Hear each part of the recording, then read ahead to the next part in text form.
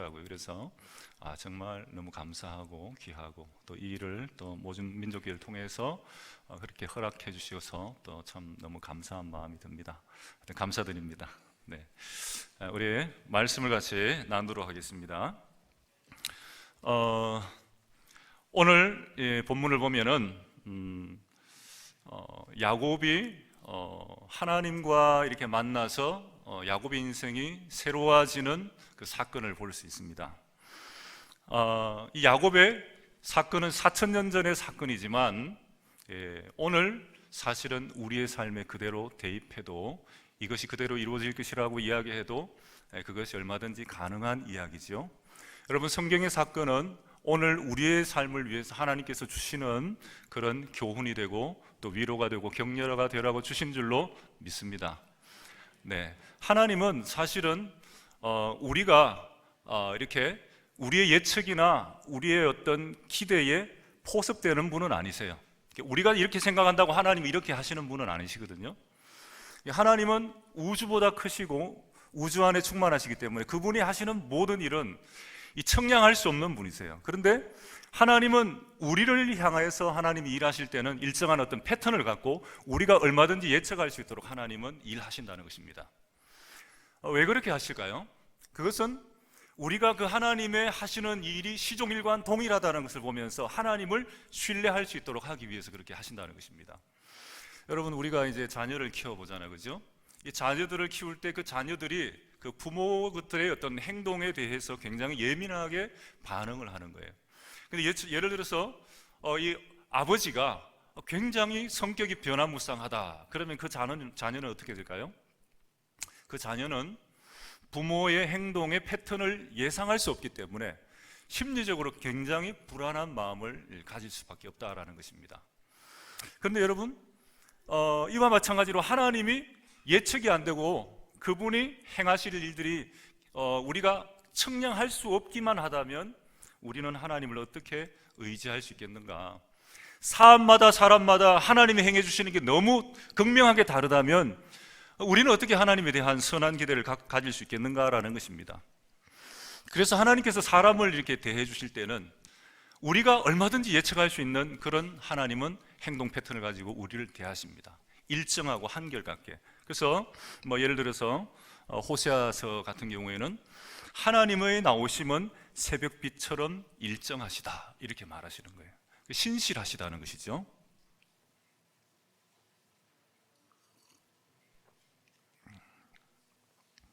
그래서 여러분, 2000년 전에 4,000년 전에 야곱의 사건이 그 야곱에게 행하셨던 하나님의 그 행하심의 패턴이 우리에게 그대로 대입이 가능하다는 것입니다. 여러분, 믿으시길 바랍니다.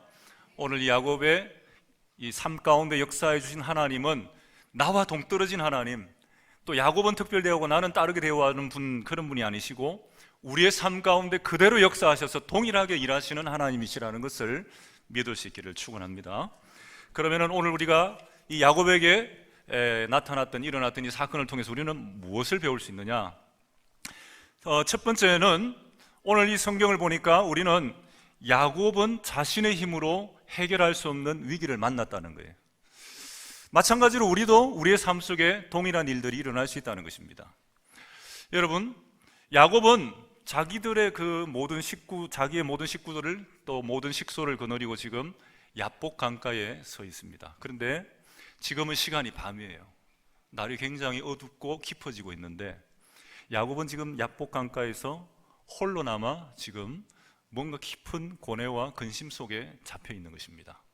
여러분, 야복강은 어디냐 하면 야복강은 이제 이스라엘과 가나안 땅과 아람의 경계선이다 이렇게 보시면 됩니다. 그 강을 넘어오면 가나안 땅이 되고 그 강을 넘지 않으면 아람 지역이 되고 이방 나라가 되는 것이죠. 왜 여기에 서 있습니까, 야곱이? 야곱은 20년 전에 이 고향 가나안 땅을 떠났던 사람입니다.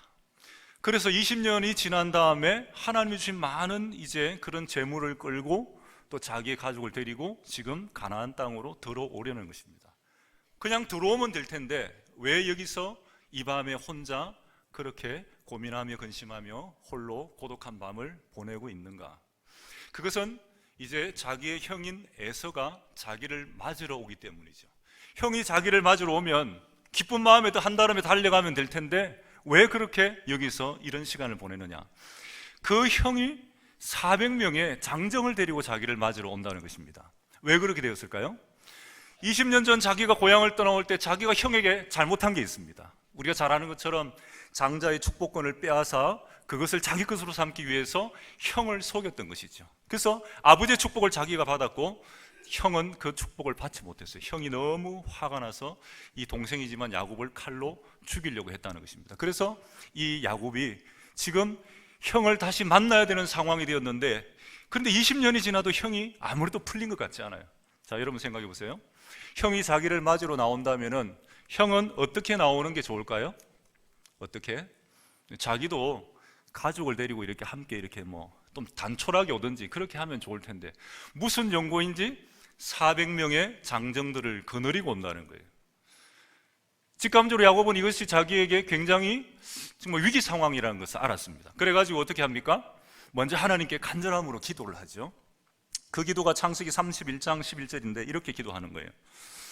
내가 주께 간구하오니 내 형의 손에서, 에서의 손에서 나를 건져내옵소서. 내가 그를 두려워하면 그가 와서 나를 또 내 처자를 칠까 내가 겁이 나기 때문입니다. 야곱은 직감적으로 이게 자기한테 위험하다는 걸 알았어요. 그리고는 또 어떻게 합니까? 자기가 할 수 있는 꾀를 다 동원해서 자기가 거느리고 있는 가축 중에서 좋은 놈들로 이렇게 가축들을 뽑습니다.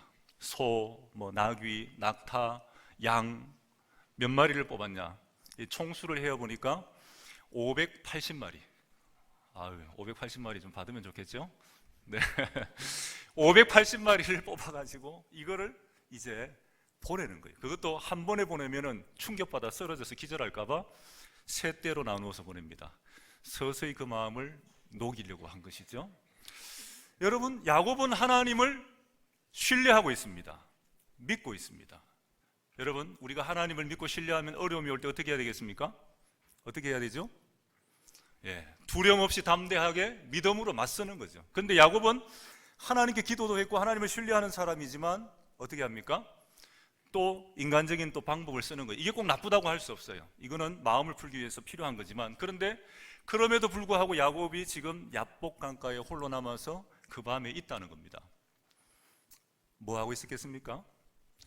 자기가 기도도 했고 할 도리는 다 했지만 이제 더 이상은 어떻게 손 쓸 수 없는 자기 손을 벗어난 한계 상황을 자기가 겪게 되니까 불안한 거죠. 하나님께 기도했지만 그래도 불안한 거예요. 그래서 야곱의 믿음이라는 것이 그렇게 우리가 생각할 때 처음부터 대단한 건 아니잖아요. 하나님에 대한 신뢰를 갖고 있지만, 기도도 했지만 여전히 불안을 잠재울 수가 없는 것이죠.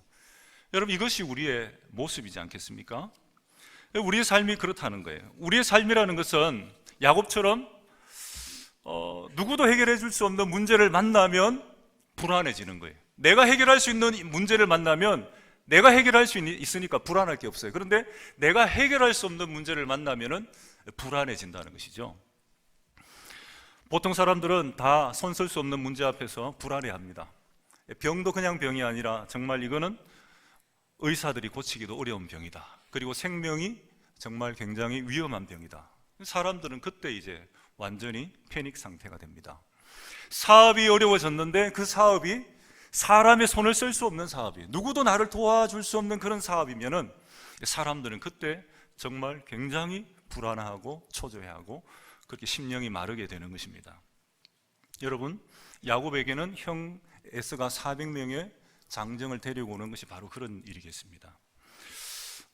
인생은 여러분 누구든지 이러한 어려움들을 겪을 때가 있다는 것이죠. 저도 제가 이렇게 개척을 2008년부터 시작을 했는데 개척을 하니까 참 이렇게 생각과 다르더라고요. 이제 여러분은 저를 파송해 주시고 보실 때마다 저보고 성도가 많이 늘었습니까? 제가 그 이야기가 늘 죄송하고 부담되더라고요. 그러니까 사실 저는 제 능력을 증명해서 보여주고 싶고 나는 목회를 잘해, 사역을 잘해 이런 걸 한번 보여주고 싶은데 물을 때마다 할 말이 없어서 제가 고개를 숙이는 거예요. 고개 숙인 남자가 된 지가 제가 오래됐습니다. 그래 됐던 거죠. 3년만 되면 제가 이렇게 교회를 어떤 정상궤도에 올려놓을 것이다. 제가 조금 속으로 그런 자신감이 있었습니다. 근데 막상 현장에 딱 들어가니까 그렇지 않더라고요. 이게 사람들은 이게 열심히 한다고 오고 예를 들어서 말씀 열심히 전하고 기도 열심히 하고 이런다고 다 오는 게 아니고 사람들은 갈만한 교회를 가는구나. 상가의 4층에 있는 저희들 교회 바로 위에는 조계종 절이 하나 있었어요. 그 주일날 이게 다 주일하고 겹치지는 않는데 영업 시간이 서로 달라요, 교회하고. 그런데 이게 어떤 날은 겹칠 때가 있더라고요.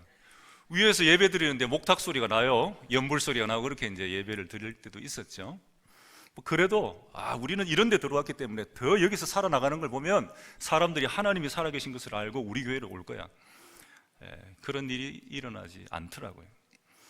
그래서 이제 처음 개척 멤버도 2가정이 떠나는데 인원은 더 많았어요. 4가정인데 2가정이 떠났는데 한 가정은 이단으로 가시고요, 한 가정은 또 자기가 원하는 또 그런 어떤 이제 신앙을 찾아서 다른 데로 가시더라고요. 한 2년 사이에. 이 사람들은 떠날 때 그러더라고요. 이게 이제 목사님이 자기들이 떠나면 얼마나 더 힘들어질지, 이 생존의 위험까지 온다는 것을 아는데도 떠날 때는 미련 없이 떠나시더라고요. 그래서 이 사람들은 참 떠날 때는 차갑게, 올 때는 뜨겁게 이렇게 하더라고요. 그래서 이 참 혼자 이렇게 남겨지는 것 같은 그런 시간이 올 때 이게 사실은 이게 하나님의 일이지만 생존에 대한 어떤 두려움도 생기더라고요. 어쨌든 그래도 그 상황 가운데에서 우리는 처음부터 소그룹으로 굉장히 전도하고, 그 다음에 나가서 또 노방 전도하고 아파트 전도도 해보고, 그 다음에 또 우리가 부침개 전도도 하고요, 그다음에 오뎅도 가지고 전도해보고 하여튼 여러 가지로 전도를 해봤는데 어지간하니까 사람이 잘 안 오더라고요. 그래서 어쨌든 아이들은 좀 모였는데 장년이 그냥 한 서너 명 이렇게 모여서 상가에서 2년을 보내게 된 거죠. 그럴 때 하나님께 좀 이렇게 원망하는 마음도 있었어요. 기도하면 다 될 줄 알고 하나님 믿고 있으면 다 될 줄 알았는데 세상 돌아가는 걸 보니까, 교회가 또 이렇게 돌아가는 생리를 보니까 사람들이 그런 게 아니구나. 이게 믿음의 원리로 움직이는 것이 아니라 그게 어떻게 보면 사람들의 좀 편리 위주로 움직여가고 이게 약간 경영의 원리처럼 움직여가는 것도 있구나. 그러니까 개척교회들이 다 힘든구나. 이거를 좀 이제 많이 느꼈던 거죠. 그래서 조금 이제 고뇌하는 시간이 있었어요. 하나님께 좀 원망도 해보기도 하고, 이럴 것 같으면은 차라리 이런 거 하지 말 걸, 이런 생각도 좀 해본 적도 있죠. 여러분, 어쨌든 그런 시간들이 저에게 좀 있었던 것 같고요. 그런데 이제 하나님께서 그런 시간들 가운데 그냥 그런 시간에 계속 머물러 두지는 않더라고요. 하나님께서 위기를 만난 야곱을 찾아오시듯이 우리의 삶 가운데, 또 저의 삶 가운데에 찾아오시는 것을 경험하는 시간들이 있었던 것 같습니다. 오늘 본문을 보면 이 야곱이 절망을 하고 있는 초조하고 불안한 그 밤에 누군가 낯선 사람이 야곱에게 다가오고 있습니다. 여러분, 야곱은 지금 누군가를 맞서서 그걸 상대하고 대화하거나 뭔가를 해야 될 상황이 아니에요. 심리적으로 굉장히 지금 다운되어 있기 때문에. 그런데 24절 보니까 야곱이 홀로 남았는데 어떤 사람이 날이 새도록 야곱과 씨름을 했다라고 되어 있습니다. 이게 무슨 상황일까요? 정말로 그 밤에 야곱이 씨름을 한 것일까요? 어떤 사람들은 해석할 때 야곱이 씨름한 것이 아니고 이것은 야곱이 기도했다는 말을 씨름으로 표현한 거다라고 이야기를 합니다. 그런데 여러분, 야곱이 그럼 씨름하지 않고 진짜 기도했는데 환도뼈가 부러졌어요. 기도하다가 환도뼈 부러지신 분 계십니까? 없잖아요. 씨름한 건 씨름한 거죠. 씨름을 한 거죠. 실제적으로 물리적으로 몸싸움이 일어났다는 것입니다. 어떤 상황일까요? 야곱은 혼자 이렇게 고뇌하고 고민하고 있는데 누군가가 느닷없이 야곱을 덮친 거예요. 그런데 그 밤에 덮치는 그 존재가 누군지를 모르는 거죠. 야곱은 이 사람이 도둑인지 강도인지 아니면 자기를 해하려고 미리 에서가 자객을 보낸 건지 알 수가 없는 거죠. 그래서 맞붙어서 이렇게 싸움이 벌어졌는데 방어를 하다 보니까 이제 서로 엎치락뒤치락 싸움을 하게 된 것이죠. 사실 이제 그런 상황이죠. 그게 이제 지금 씨름한다라는 의미죠. 이것이 밤새도록 그 씨름이 일어났다는 거예요. 자, 그런데 이 씨름을 걸어온 사람이 어떤 이야기를 합니까? 자기가 날이 새려고 하니까 야곱을 이기지 못함을 보고 야곱의 그 허벅지 관절을 치니까 이 야곱의 허벅지 관절이 이 사람하고 씨름할 때 어긋났다, 이렇게 이야기하고 있습니다. 자, 한번 제가 질문을 해보겠습니다. 우리 아이들이 좋아할 것 같은데, 여러분이 공수도를 배웠는데 한 방으로 상대방 딱 이게 손을 쳤는데, 한 방으로 손으로 허벅지를 쳤는데 상대방의 뼈를 어긋나게 할 수 있을까요? 그렇지. 그렇게 하는 애들은 병원에 가봐야 돼. 이 손이 보통 손이 아닌 거야. 여러분, 그 가능하지 않은 이야기죠. 그런데 여러분, 한 방으로 야곱의 허벅지 관절을 빠뜨렸어요. 그런데 이 사람의 생각이 뭐냐면 자기가 야곱을 이기지 못함을 보고 그렇게 했다는 거죠. 여러분, 야곱을 이기지 못하는 이 사람이 그렇게 한다는 것을 보면 여러분 뭔가 좀 모순적이지 않습니까? 진작에 한 방으로 끝낼 수 있는 사람인데 지금 그렇게 하고 있지 않다가 떠나려고 하면서 한 방을 한 거죠. 원래부터 이 사람은 힘이 있었던 거예요. 야곱을 꺾을 수 있는 능력이 있었어요. 그런데 여러분, 왜 이 사람은 야곱을 이기지 못한다고 말할까요? 야곱에게 지금 져주고 있는 거예요. 이기려고 했다기보다 야곱을 붙들고 계속 이렇게 씨름을 하지만 슬슬 져주고 있는 거예요. 그럼 나중에 알고 보니까 이 씨름을 걸어온 사람은 누굽니까? 하나님이시죠. 예, 야곱이 그 씨름 후에 이름이 이스라엘로 바뀌죠. 하나님과 겨루어 이긴 자. 그리고 그 장소를 브니엘이라고 하죠. 하나님의 얼굴이라고 해요. 그리고 또 그 브니엘에서 야곱이 그 이름을 짓고 나서 말하기를 내가 하나님을 대면하여 보았지만은 내 생명이 보존되었다라고 이야기하는 거예요. 자기가 싸웠던 그 존재의 얼굴을 봤고 그분이 또 하나님인 걸 야곱은 알았다는 거예요. 나중에 하나님이 그러셨다는 거예요. 근데 이분은 1위 성부 하나님이시라기보다는 2위이신 성자 그리스도시겠죠. 근데 그 하나님을 야곱이 그 밤에 만났다는 거예요. 자, 그러면 질문이 뭐냐면 왜 이 성자이신 그리스도께서 야곱에게 와서 밤새 씨름을 걸어 충분히 야곱을 꺾을 수도 있는데 꺾지 않고 마지막에 환도뼈를 치고 그렇게 자신은 야곱을 이기지 못한다라고 했는가라는 것이죠. 여러분, 야곱이 그 다음 행동을 하는 걸 보면 알 수 있어요. 야곱이 뭐라고 합니까? 이 사람이 이제 날이 세려하니까 나로 가게 하라 이렇게 말하잖아요. 가게 해달라고 이야기하는 걸 보니까 지금 야곱이 지금 뭐 하고 있는 거예요? 이 사람한테 대해서 못 가게 붙들고 있는 거죠.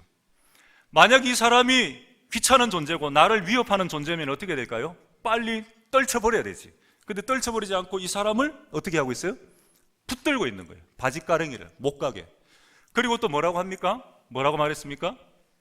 당신이 나를 축복하지 아니하시면 내가 가게 하지 아니하겠나이다. 이렇게 말했다는 거예요. 사랑하는 여러분, 이 도대체 무슨 일이 있었던 것입니까? 그 밤에? 이걸 한번 이렇게 우리가 영화로 돌려보면 그런 거죠. 이 하나님은 야곱에게 씨름을 걸어오신 거예요. 느닷없이. 야곱은 자기를 방어하기 위해서 같이 엎치락 뒤치락 이렇게 씨름이 된 거예요. 그 씨름을 하다 보니까 어떤 일이 일어났을까요? 자기가 씨름하고 있는, 자기를 공격하고 자기와 맞서 싸우는 이 사람, 이 존재가 범상치가 않다라는 걸 느낀 거죠. 씨름을 많이 해봤겠죠. 근데 씨름을 하고 있는데 이 상대방이 범상치가 않은 거예요. 시간이 가면 갈수록 이분은 뭔가 특별하다는 걸 아는 거죠. 그래서 어떻게 합니까? 새벽쯤 되니까 결론이 난 거예요. 이분은 이 위기 상황 가운데 나를 도와줄 수 있는 힘을 가지고 능력을 가지신 분이구나 라고 생각하고 그 존재를 붙든 거죠. 이해가 되십니까? 결국은 뭐냐 하면 하나님은 일부러 씨름을 걸어오셔요. 그리고는 야곱으로 하여금 자기를 붙들게 하시는 거예요. 자신의 존재에 대한 새로운 깨달음을 갖게 하시고 자기를 붙들게 하시는 거예요. 쉽게 말하면 이거죠. 야곱아, 내가 누군지 알아? 나는 너를 도울 수 있는 힘을 가지고 있어. 나는 너를 도울 수 있는 능력을 가지고 있어. 그러니까 너는 나를 붙들어. 내가 너를 도울 수 있는 능력 있는 자야. 네가 이 밤에 나를 붙들면 너의 인생의 모든 문제를 해결할 수 있어. 그런 것이죠. 그래서 하나님은 모르는 척하고 자신의 이 바짓가랭이를 붙들려 주시는 것이다. 그런 것입니다, 여러분. 사랑하는 여러분, 하나님은 어떤 분이세요? 우리의 능력으로 감당할 수 없는 한계적인 상황에 우리가 거기에 눌려 있을 때, 숨도 쉬지 못하고 우리가 정말 죽을 것 같을 때 그 순간에 하나님은 우리를 찾아오신다는 거예요. 어려움의 그 상황이 절망적일수록 하나님의 일할 수 있는 최적의 상황이라는 걸 믿으시기 바랍니다. 그 상황에 우리에게 오셔서 우리를 도와주시는 거예요. 우리가 그 하나님이 어떤 분인지를 알도록, 새롭게 깨닫도록 하나님께서는 우리에게 하나님에 대한 계시와 비전을 새롭게 열어주신다는 것을 믿으시길 바랍니다. 저희 교회도 그런 거죠. 어려움만 있다면 제가 이 자리에 서 있겠습니까? 벌써 교회 문 닫고 어떻게 됐을지 모르잖아요. 그죠? 선교지로 갔을지. 근데 이제 아직도 살아있는 거 보니까 잘 되는가 보다. 그런 것입니다. 여러분, 이게 교회가 어렵기는 한데 참 기가 막힌 거는 어려울 때마다 하나님의 그 도움의 손길이 있다는 거죠. 예, 영적으로, 물리적으로 하나님의 도우심이 손길이 있다는 거예요. 저는 이제 교회를 개척할 때 사실 뭐 두 번째 개척인데 두 번째도 개척을 하고 싶더라고요. 왜냐하면 이게 광야를 걸어봐야지 하나님의 살아계심을 절절하게 알고 정말 하나님의 사람으로 되어져 가겠구나, 이런 생각이 있어요. 그래서 간증을 많이 할 수 있는 목사가 되고 싶다.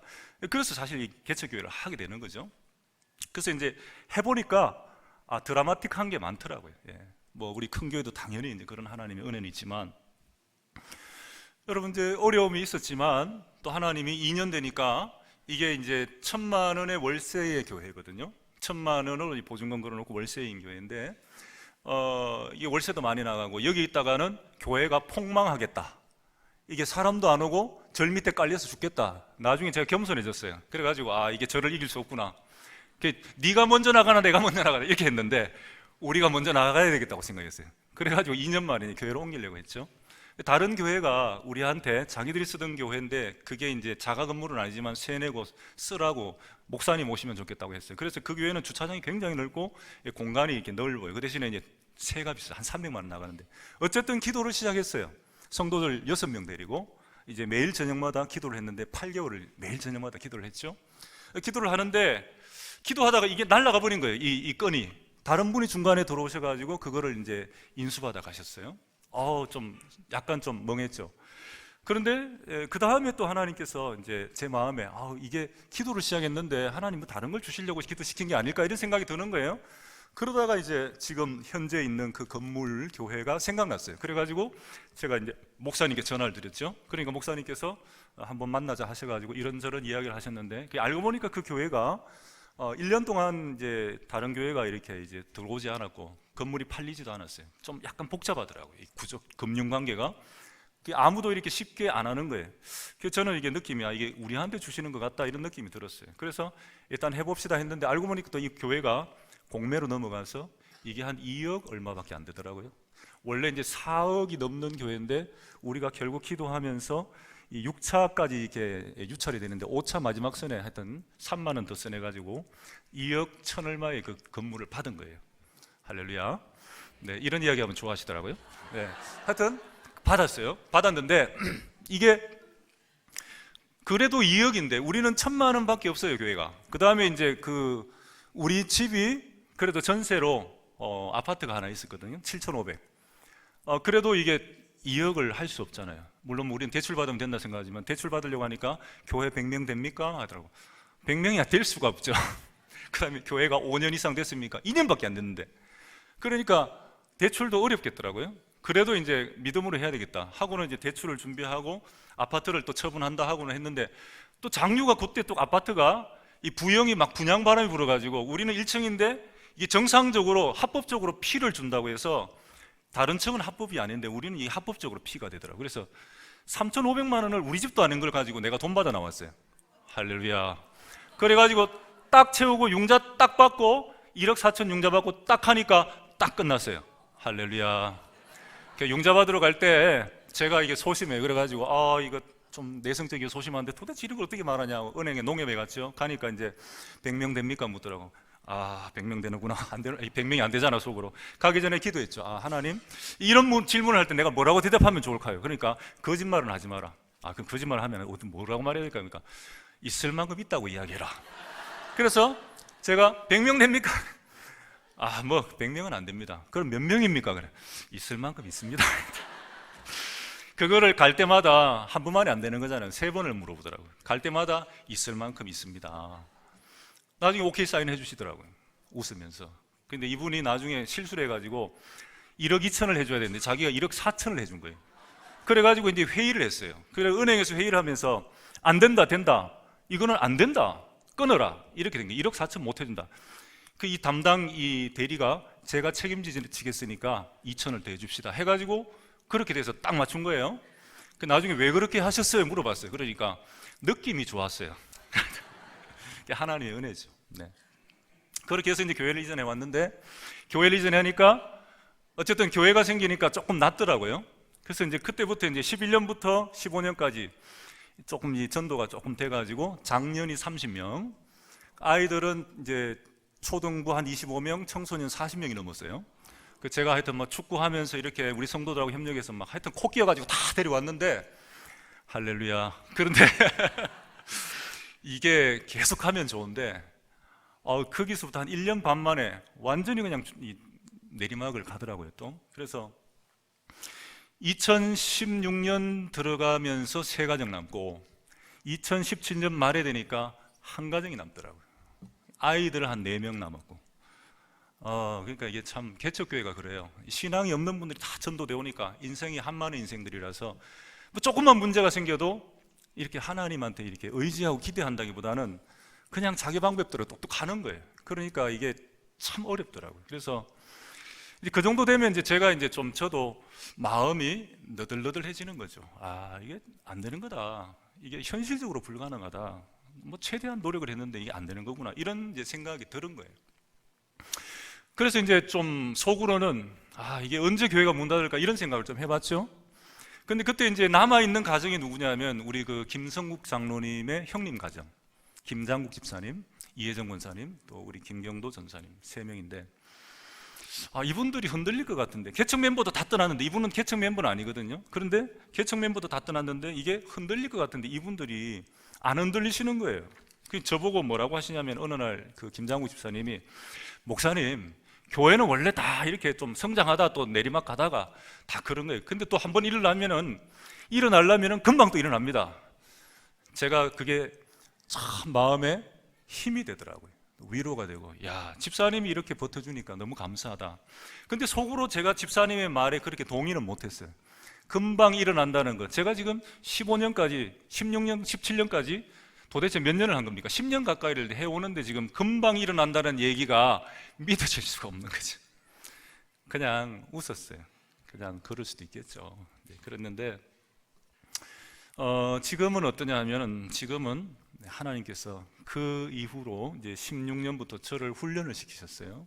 그래서 제 영성을 업그레이드 시키시고 믿음을 업그레이드 시키시고 하여튼 16년부터 제가 이제 하나님의 은혜를 많이 받았어요. 영적인 은혜. 그래서 계속 4년 동안 훈련을 받아오면서 저 자신이 일단은 확실하게 변화되었고요. 그 다음에 이제 그 저의 교회에도 하여튼 하나님의 놀라운 은혜들이 막 일어나기 시작하더라고요. 할렐루야. 이게 야곱의 스토리하고 똑같더라고요. 야곱을 하나님 만나주신 다음에 뭐라고 합니까? 이름을 바꿔주시는 거예요. 너의 이름이 무엇이냐? 야곱입니다. 너의 이름을 이제는 다시는 야곱이라 하지 말고 이스라엘이라 하라. 너는 하나님과 겨루어서 이겼기 때문이다. 여러분, 이름을 바꾼다는 것이 무슨 의미일까요? 이름을 바꾼다는 것은 그 사람의 존재 가치가 달라졌다는 거예요. 야곱은 인본주의적 이름이죠. 발꿈치를 잡았다는 거예요. 네 노력과 네 힘으로 살려고 했던 너다. 그런데 이제는 하나님이 함께 해주는 사람, 하나님도 능히 이겨냈던 사람, 영적인 승리자다 이거죠. 야곱의 존재 가치를 하나님이 그 밤에 바꿔주신 거예요. 사랑하는 여러분, 하나님께서 우리를 찾아오실 때 여러분 왜 찾아오실까요? 단지 우리가 처해 있는 그 어려움의 환경을 해결해 주기 위해서만 오시는 게 아니라는 거예요. 왜 찾아오실까요? 그 문제를 해결함을 통해서 하나님이 어떤 분인지를 계시해 주시는 거예요. 나 이런 거야. 나 이런 존재야. 나 아직 안 죽었다. 내가 이런 능력이 있는 거야. 좀 제대로 알아봐. 그래가지고 여러분 그 사람의 영성을 업그레이드 시키는 거예요. 전에는 믿음이 콩알만 했는데 믿음이 정말 태산같이 그렇게 담대한 사람으로 바꿔주시는 거예요. 전에는 하나님을 신뢰하지 못하고 의심이 많았는데 이제는 하나님을 절대적으로 신뢰하는 사람으로 만드시더라는 거예요. 제가 2016년 되기 전에는 참 불평이 많은 사람이었어요. 이래도 안 되고 저래도 안 되니까 그래도 다른 교회보다는 우리 교회에 주신 은혜는 많았어요. 그런데도 어쨌든 이게 저는 힘들다고 생각했으니까 원망을 많이 했죠. 하나님 앞에 원망 많이 하고, 하나님 앞에 도대체 이게 뭐냐고, 이렇게 하려고 저를 부르셨나요? 뭐 이런 이야기도 했어요. 겁도 없이. 그런데 2016년부터 하나님께서 정말 이 한가정 남는 그런 상황을 만들어가면서 이제 그때부터 훈련을 시키는데, 뭐 특별한 건 아니에요. 말씀의 훈련, 기도의 훈련. 그래서 저녁 기도회를 매일 세우고요. 이게 낮에도 기도하지만 아침에도 하지만 저녁 기도회를 혼자 이렇게 그 예배당에서 이렇게 지키는 거예요. 뭐 꼭 안 되면 집에서도 하기도 하고. 이렇게 기도를 이렇게 세우게 하시고요. 어떤 분이 저보고 그러시더라고요.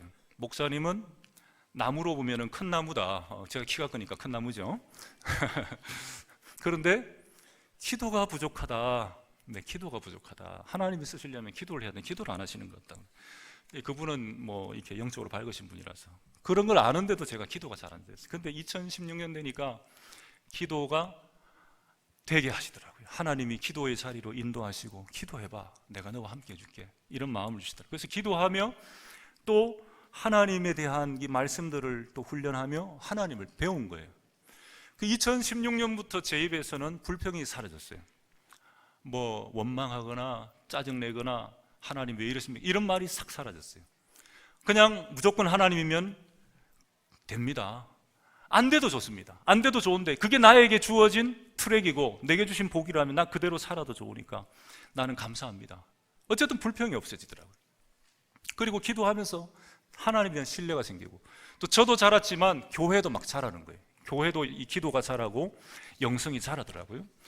그런데 그럼에도 불구하고 2년 반 가까이를 한 가정으로 계속 그렇게 끌어오게 하시더라고요. 그래서 이거 기도가 되고 그러면은 뭔가 댐에 뭔가 쌓이면은 이게 결국 쌓이면은 터져 나올 텐데, 이 하나님께서 아직도 때가 아닌가, 왜 아직도 이렇게 일 안 하실까, 이런 이제 생각을 하면서 어쨌든 계속 기다리고 있었죠.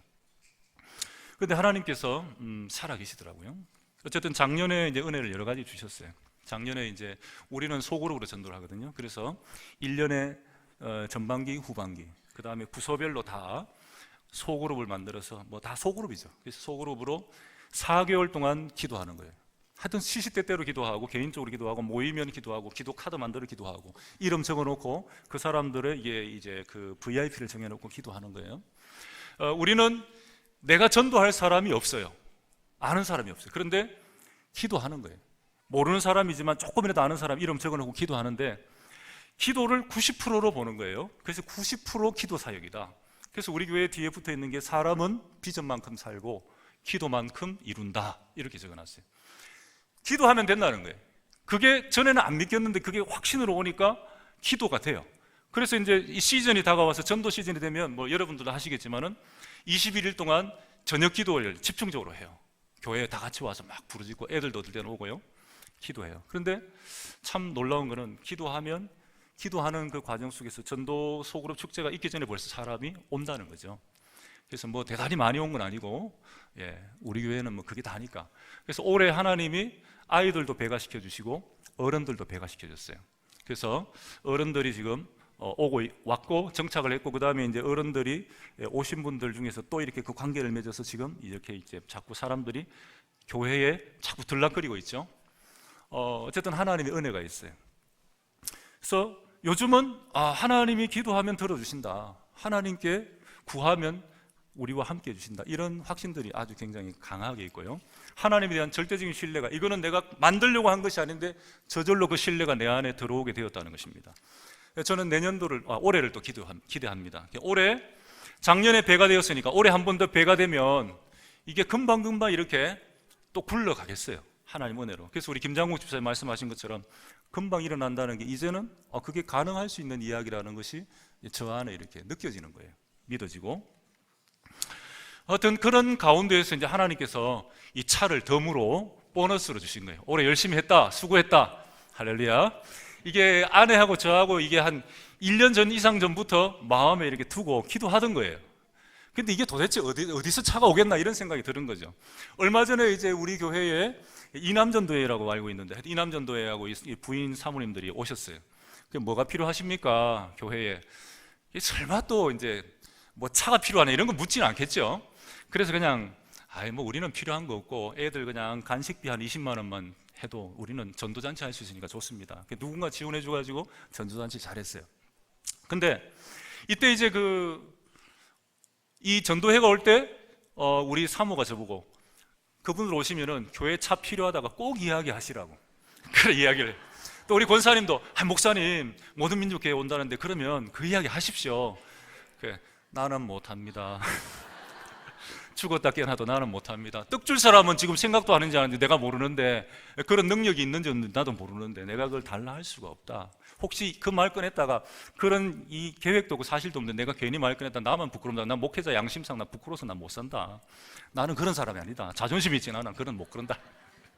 그래가지고 그냥 보냈어요. 보내고 나니까 우리 집 사람이 막 당신은 그런 이야기도 못한다고 된 거죠. 근데 저는 그런 말을 꺼낸 적도 없고 생각하지도 않았는데 차가 이 자리에 와 있는 거죠. 할렐루야. 알고 보니까 우리 그 전도사님이 작은 아빠한테 병원에 계실 때 가서 막 섬기고 해가지고 그 한마디 하려고 섬긴 것 같아요. 우리 교회 차 필요하다고. 제가 뭐 코치한 것도 없고 말한 것도 없지. 그런데 하나님이 주신 거예요. 그래서 하나님이 주실 것 같더라고. 제가 이제 11월 달에 차를 타고 이제 밀양에 티 세미나라고 제자훈련 세미나를 가고 있는데 아침에 이 장류를 빠져나오는데 뭐 느낌이 좋아. 이상하게 차가 올 것 같아요. 그래서 차가 어디서 올라나? 우리 성도들 보니까 차 헬 사람이 아무도 없어요. 다 힘들어. 도와달라고 입만 벌리고 있는 성도들인데 뭐 목사님한테 삐껴 먹을 게 없나 이런 거 생각하시는 분들인데 뭐 교회에 도움이 될 수가 없잖아요. 그런데 차가 올 것 같아. 우리 가족도 아니에요. 우리 가족을 생각해봐도 할 만큼 했으니까 자식 잘못 둬가지고 개척교회 목사 있는 바람에 가족들이 너무 고생을 하시는 거예요. 그래서 우리 가족도 아닌 것 같고 어디서 올라나? 저는 이 생각 안 했죠. 이런 데는 저는 또 원래 그 부탁을 못하는 성격이니까. 근데 그 오후에 점심때 되니까 김성우 장로님 전화 오시더라고요. 목사님 혹시 그 차가 필요하다던데 이야기 해놨으니까 한번 연락해 보시라고. 아이고 할렐루야. 이 차가 올 것 같은데 느낌이 왔는데 딱 장로님 그날 차 이야기를 하시더라고요. 할렐루야. 그래서 차를 장만해서 이제 더 열심히 사역하라는 줄 알고 그렇게 하고 있습니다. 네, 하여튼 뭐 저희 교회는 아이들도 기도 열심히 하고요. 하여튼 잘하고 있습니다. 네, 그 다음은 어떻게 해야 됩니까? 제가 기도하고 들어가요. 네, 기도하겠습니다.